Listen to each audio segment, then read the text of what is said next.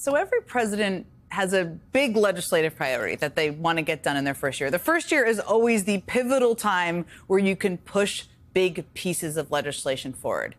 And regardless of party or ideology or the merits of the ideas, the basic question that drives it for every single one of them is typically pretty simple. What's the problem you want to solve? Maybe it was a problem you inherited. Maybe it's making good on a campaign promise. Maybe it's a crisis nobody saw coming that's now sitting in your lap because you're the president. I mean, I worked for two presidents, and that's how it went for them, but that's how it has gone for pretty much every president for decades.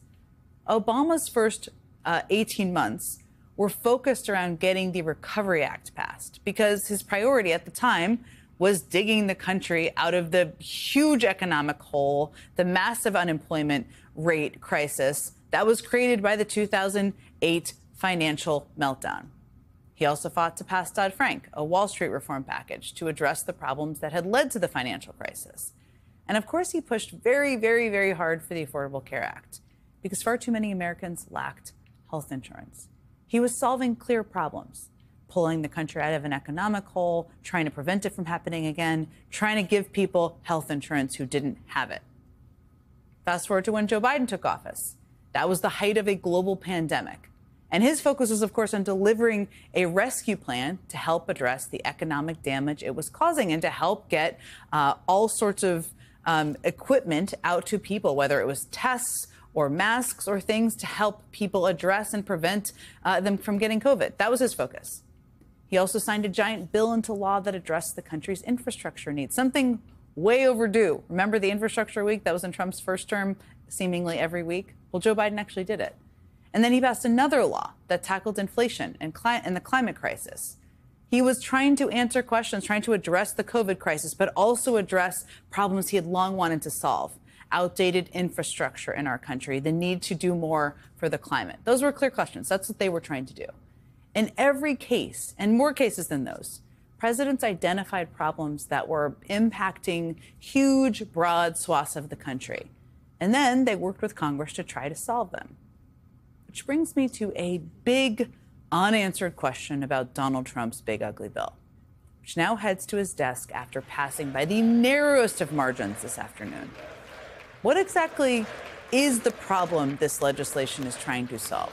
What exactly did Donald Trump and his team sit in a room and think, you know what, we have two houses of Congress, we have the White House, we're going to try to solve this big problem? Republicans have never even tried to answer that question, not coherently at least. But looking what is in the bill, it's pretty clear to me that the problem they were seeking to address is, I guess, that the wealthy in this country have too little and they pay too much in taxes and the poor have too much. It's the only thing that makes sense. And yeah, that question and focusing your big legislative priorities on answering that question is completely at odds with the often repeated theory that Donald Trump is somehow a champion of working people. I mean, we have all, probably everybody watching right now, I definitely do, have all long known that this is a farce. But now, with his signature legislation headed to his desk, there should be no doubt. Trump is no populist. A populist doesn't kick 17 million people off their health care coverage. Populist doesn't take food stamps away from millions of people. Populist doesn't fund a massive immigration enforcement army with a budget bigger than many of the world's militaries. And a populist definitely doesn't do all of that while also giving over $4 trillion in tax cuts to corporations and the wealthiest people in the entire country. This is Donald Trump's signature piece of legislation. It's the chance he had, as president, to solve a problem in this country at a time when, by the way, real problems need a lot of solving. Many people who voted for him were betting he was going to do something to help them. And yet those are the people who voted for him, who sent him to the Oval Office, many of whom will be hit the hardest by this legislation. I mean, Trump made huge electoral gains in counties with lots of voters on Medicaid, probably in part because he explicitly pledged never to cut Medicaid. Well, he just broke that promise to all those voters. And some of them don't even know it yet. Some of them still have no idea what Trump and Republicans in Congress have just done. Polling shows that many Americans have not even heard about this giant bill at all. And of those who have, only a sliver know it includes Medicaid cuts. And that is definitely a challenge for Democrats. And we're going to talk about that with a few of my guests tonight, because it kind of is the question now. But here's the thing. The more people learn about what is in this bill, the less they like the bill and all the components of it. And the people who do know what is in the bill are pissed.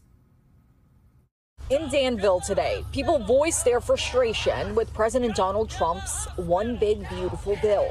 Save Medicaid! Loud and clear across the street from their congressman's office. Dozens gathered outside Representative David Valledeo's office. Their message to the congressman: vote no on what the protesters call deadly cuts to health care. Protesters tonight on Dodge Street pleading for Nebraska's representatives to have a change of heart. Frustration mounts as a massive federal budget bill hits the House floor. In congressional districts all across Georgia Tuesday, constituents demonstrated against President Trump's spending bill. The organization of Monday's Stop the Billionaire giveaway bus tour says those in favor of this bill aren't looking at its harmful effects to the greater population, such as Medicaid restrictions, food assistance, and rollback tax credits on clean energy. Everything you just saw, that package of protests across the country from all over the place, is just from the past 3 days. And there were more. Protesters showed up in Tucson outside the office of Republican Congressman Juan Kiscomani and outside Republican Congresswoman Young Kim's office in Anaheim. In Staten Island, protesters held what they called a die-in, that's what they called it, outside the offices of Republican Congresswoman Nicole Malliotakis. They brought homemade tombstones representing the lives impacted by Trump's big, ugly bill. And the protests are only gaining steam. Tomorrow, there are more than 200 Free America protests planned across the country. Organizers say those protests will be focused on freeing the U.S. from billionaires' power, poverty, unlawful orders, and the politics of fear. And those protesters understand how important it is to bring the ugliness of this bill into the light of day. That is the focus now. What we are seeing now is the beginning, just the beginning, of an effort to make sure every Republican who voted for this owns that vote. And it's not going to take one speech, even a good one, or one protest. It's not going to happen in one day or 1 week or even 1 month. That effort will need to be absolutely relentless and specifically tied to the impact this bill has on the people those Republicans represent. And it's going to take the people who fought against it, too, also being relentless, tirelessly reminding people of the damage these Republicans just did with this bill.